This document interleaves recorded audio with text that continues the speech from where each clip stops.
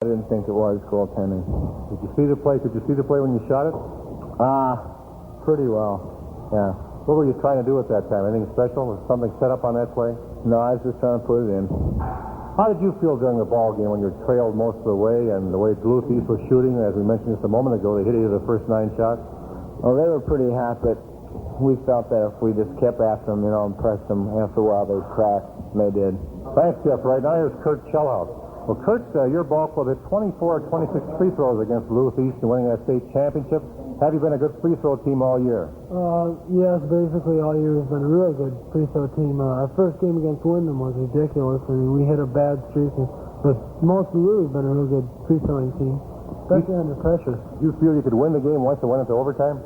Oh, yeah, definitely. We thought we had it cinched, actually, because of last night. And, I mean, the way we fought back, we were scared stiff, though. I mean, it seemed like there wasn't much hope, but I ended up so. Now there's Roger Schalper. Roger, tell us about that zone press. As a guard, was it real tough to combat? Well, we worked against it a lot. We worked against it a lot during the year in practice, and we were pretty well drilled on it, and I'm pretty sure we knew how to handle it, so we got the ball in the middle and moved it down as quick as possible. That's the best way to beat it, with a lot of passes. Did you see some of that zone press during the regular season?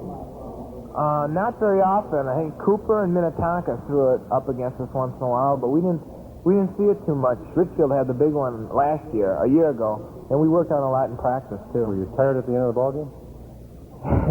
After 3 games like that, you better believe I was tired. Very good, Roger. Now here's Tom Jones. Tom, do you consider this one of the best ball games you've played for Edina this year?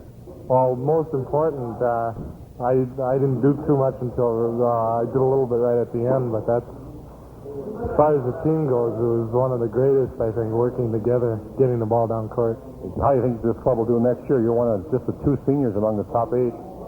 Well, with 3 guys on the all-state team, it's going to be a great one. And then we've got Zender coming back, great sophomore. Very good. You mentioned Zender. Tom, here's Bob Zender right now. Well, Bob, you didn't actually play a lot, did you, until the tail end of the season? No, I didn't. But you got a chance to play in the state tournament. Yeah, that was real great. How about the tournament? As a 10th grader, were you a little scared out there at first when you started playing quite a bit in the state tournament? Yeah, I was really scared, but after a little while, I started to get my confidence a little bit, and then it came a little bit easier. How would you compare Duluth East to the other 2 clubs you beat, Henning and Wyndham? Oh, I think they were about equal. Duluth could shoot real well. Now here's Pat Colley, one of the substitutes, came off the bench, do a great job. You played a lot this year, Pat? Well, just toward the later part of the season, sir, but I tried to help out as much as I could toward the end here. Are you a senior or junior? I'm just junior, sir. I was looking forward to next year then, too. Very much, sir. Was there a lot of pressure on you out there going in as a substitute off the bench with Edina behind and the chance to win that state championship? Yes, I believe so. Awful with those fans out there cheering, and I just can't explain it. My heartiest congratulations to Dwayne Bagley and his championship Edina basketball squad. Now here are the boys named to the all-tournament team after last night's championship game. 1, Jeff Wright of Edina. Jay Kidrowski, Edina. Kurt Shellhouse, Edina. Jeff Wells, Duluth East.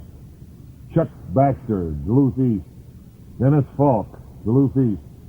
Bob Nielsen, Wyndham. Steve DeCoster, Hutchinson. Don Halva, Hutchinson. Dick Peterson, Henning. Bob Peterson, Henning. And I thought it was the greatest tribute that these 2 boys got of a standing ovation when they received their awards. And, of course, the last one, Doug Hansen of Ada. The 3rd place trophy was won by Hutchinson with a 70-59 win over Henning, and the consolation crown went to Wyndham with its 62-60 victory over Ada. Well, Sid, that's about it. Right you are, John. The tournament is over, and next season more hope and ambition. And who knows what team will end up with the crown next year. Well, that's our tournament highlights show for Amchem, Maynard. I'd like to say congratulations to the 1966 Minnesota State High School champions. Good luck to each and every boy on a fine squad at Edina Morningside. I hope you enjoyed the tournament highlights presented by Amchem as a part of the Amchem Public Affairs series.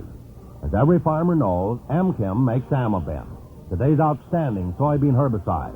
And I urge all of you at planting time to apply Amaben for season-long weed control of most of the annual broadleaf weeds and grasses in both your corn and soybean crops.